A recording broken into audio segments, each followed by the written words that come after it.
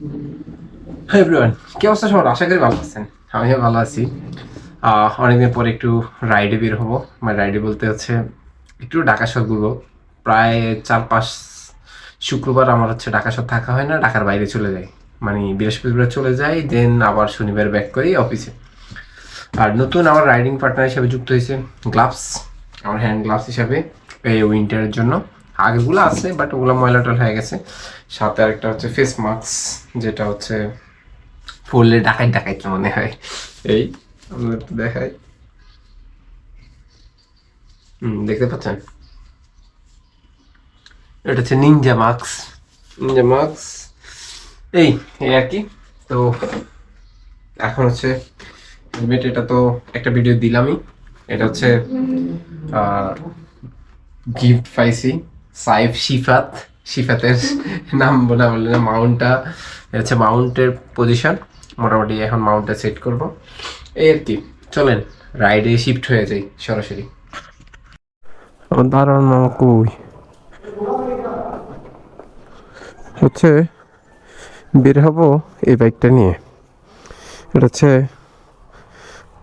বন্ধুর বাইক। তো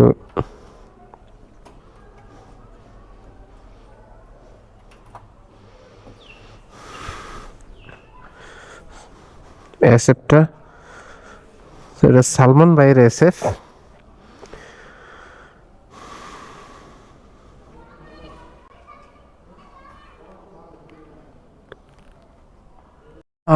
এই বাইকে হচ্ছে একটু আনইজি লাগতেছে। নেকেট চালাইতে চালাইতে এতদিন যে ফিল্ডে চালাইতাম, এটা ডিফারেন্ট ব্যাপার স্যাপার।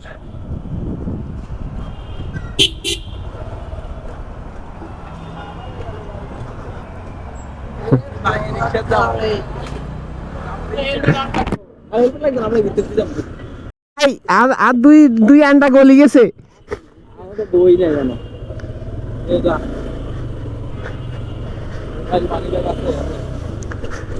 তেল নাই বাইকে, হচ্ছে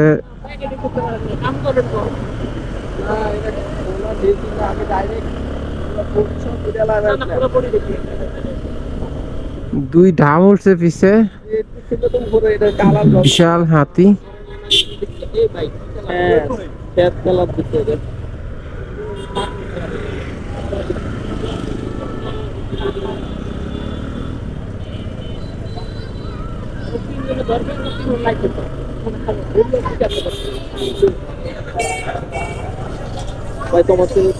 হ্যাঁ আমরা তিনজনের লাইসেন্স আছে, তো তিনজন উঠছি বাইকে এখন।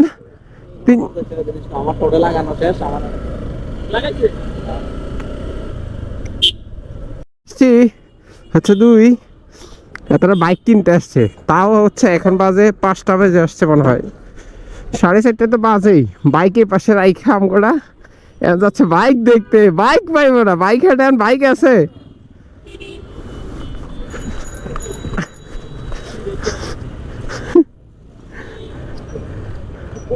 বাইক হাটে বাইক দেখতে, বাইক দেখলাম বাইকের দাম, বাইক কন্ডিশন অনুযায়ী বাইকের দাম একটু বেশি মনে হয়েছে।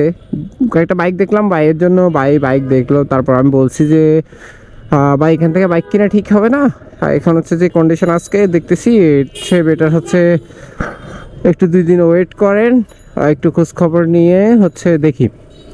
আসলে সেকেন্ড হ্যান্ড বাইক কিনতে গেলে আপনার কয়েকটা জিনিস মাথায় রাখতে হবে। যেমন হচ্ছে এখন মিটার টেম্পারিং বিষয়টা খুবই সহজ, যে কোনো মিটার টেম্পারিং করা যায়। সো ওই মিটার টেম্পারিংয়ের বিষয় থেকে হচ্ছে গাড়ির বোঝা যায় না, কারণ হচ্ছে আমরা সবসময় জাস্টিফাই করি যে গাড়ি কত কিলো চলছে, মাইলেজের উপর জাস্টিফাই করে গাড়ি কেনা বেচা করি।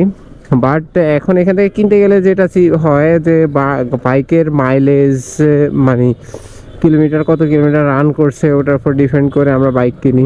আর এখানে তো ম্যাক্সিমাম টেম্পারিং করা, পরে বডি কন্ডিশন দেখলে অনেক সময় একটু মানে বাইক এক্সপার্ট না হলে বোঝা যায় না। যারা মোটামুটি রেগুলার বাইক চালায় বা বাইক নিয়ে ঘাটাঘাটি করে তারা অন্তত দেখলে বুঝতে পারে একটু যে না এটা হচ্ছে টেম্পারিং করা। বা একটা গাড়ির আছে না যে হচ্ছে 20 রেজিস্ট্রেশন, গাড়ি 20 সালে কেনা রেজিস্ট্রেশন, কিন্তু গাড়ি এখনো 10,000 কিলো চলছে। এটা কি বিশ্বাস করা যায়?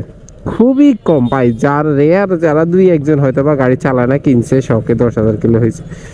না হইলে আমি তো দেখাশোনা তেমন, মানে মোটামুটি আমার থেকে আরও বেশি হয়েছে। আমরা গাড়ি একটা 5 মাস চালাইলে 10,000 15,000 কিলো হয়ে যায়।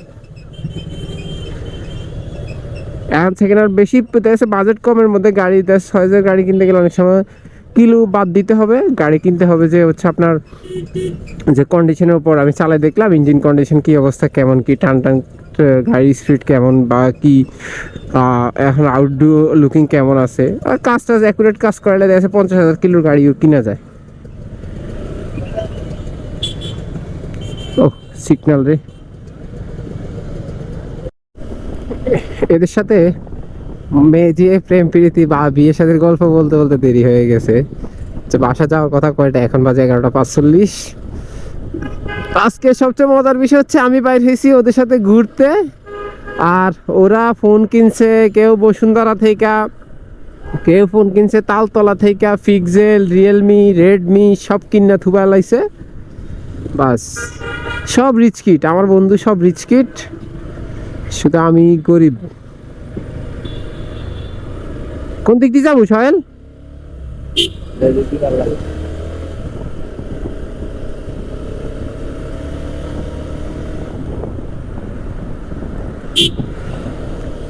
এনে ঢুকে হাতের জিল দিয়ে চলে যায় কেন?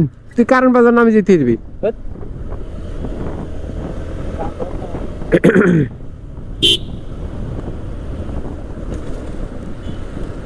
রাস্তা তো সবই ক্লিয়ার।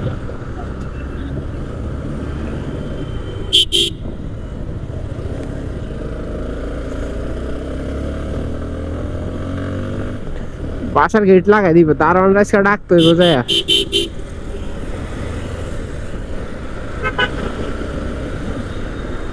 তেল ইন্ডিকেটার বাড়াইতেছে, পকেটের টাকা মনে হয়েছে টাকা তেমন নাই। 100 টাকার তেল নেব বাসা প্লাস একটু পরে পাম্পে আসা পর্যন্ত তেল নিতে হবে।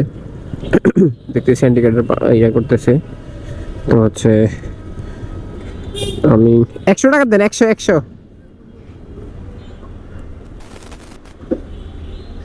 টাকা নাই পকেটে।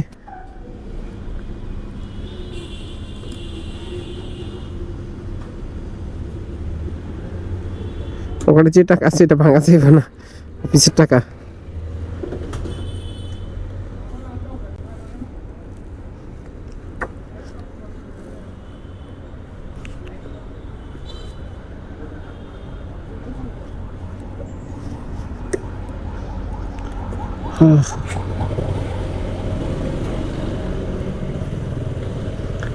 একশো টাকা তেল এই ট্যাঙ্কিতে মনে হইব না।